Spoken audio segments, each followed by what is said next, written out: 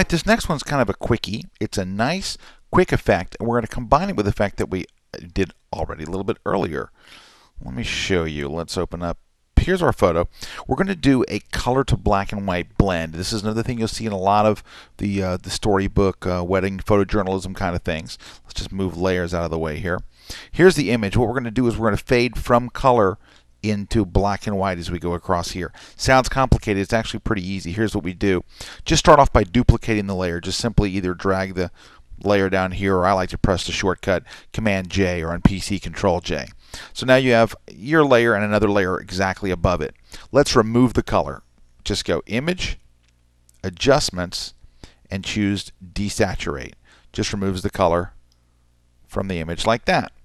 Okay, now what we want to do is at the bottom of the layers palette, the second icon in is the layer mask icon. Okay, we're going to click that. Now nothing happens to your image at this point, but you can see a little mask area showed up. That's for us to work in.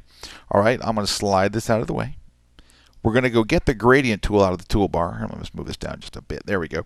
Let's grab the gradient tool and choose the third gradient in the default set of gradients. That would be the black to white gradient. Okay?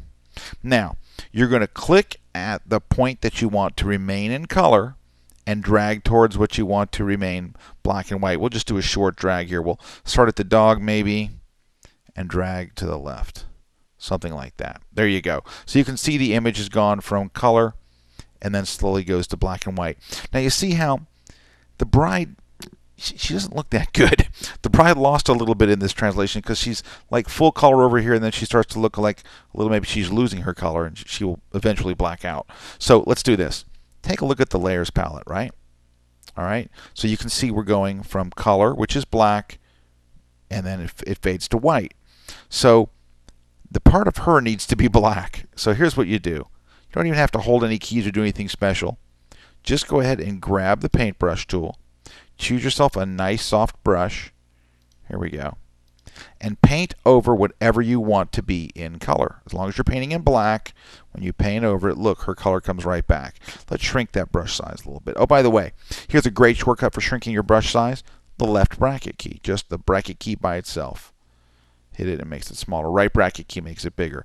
This way we can just paint in her so she gets her color back. There we go. But then it all still fades to black and white. Okay? All right. So that's what we've done there. So we've created this fade. Now, if you want, you can make this lighter. Let's go ahead and click on the photo. If you want, you can lighten this up and kind of give it a screen effect by going Image, Adjustments, and choosing Levels. When the Levels dialog box comes up, there are two sliders, these output sliders. This one makes the whole image lighter, like a back screen. This makes it kind of dark. So let's just go ahead and lighten it up a little bit if you want. That creates even more contrast, okay, because then it's really light over here, kind of back screened, and then it changes into a color photo, okay. It's even more apparent that the change is happening. Now, so what do we do with this? Are we done? No, actually we're going to do one more thing. Let's go open that template we saved earlier, the stack template. Okay, now, here's what you can do. Let's go ahead and bring the layers palette into play. Let's take a look at what we've got, and just grab the top, link the middle, click in the middle, link the bottom, click in that second column. Then just go over here, let's move this out of the way, move this out, and just drag it right over. And then look, you've got another template. All three boxes are there, they're ready to go. Now your shadows are going in this direction.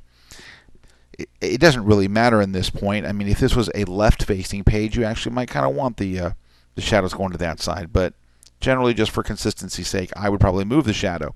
Here's what you do. Hit the little flippy triangle, double-click on Drop Shadow, and just move one of the drop shadows, one of the layers. Just leave and move the layer, and watch. All the other layers will move right along with it.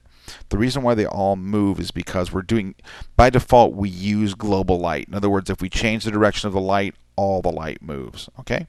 So you click OK. And you've moved all of those. You're ready to pop in 3 different photographs.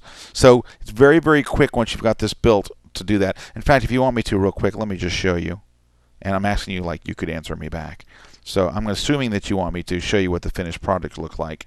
So what we'll do is we'll go to the other image here, and we'll grab everything. We'll grab every layer of these just so you get an idea what it looks like, and we'll link their little masks. Okay. Then we'll go grab the top layer. Here we go. Watch.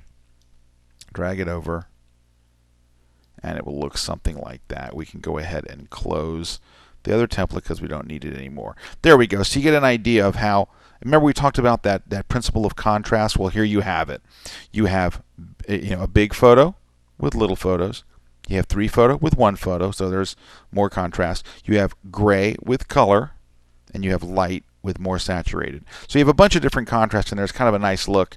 And I would put, of course, 3 different photographs in here. I would probably put maybe 3 photos of the dog, or 3 photos of them playing with the dog in a more casual look than this kind of more formal kind of portrait with the dog.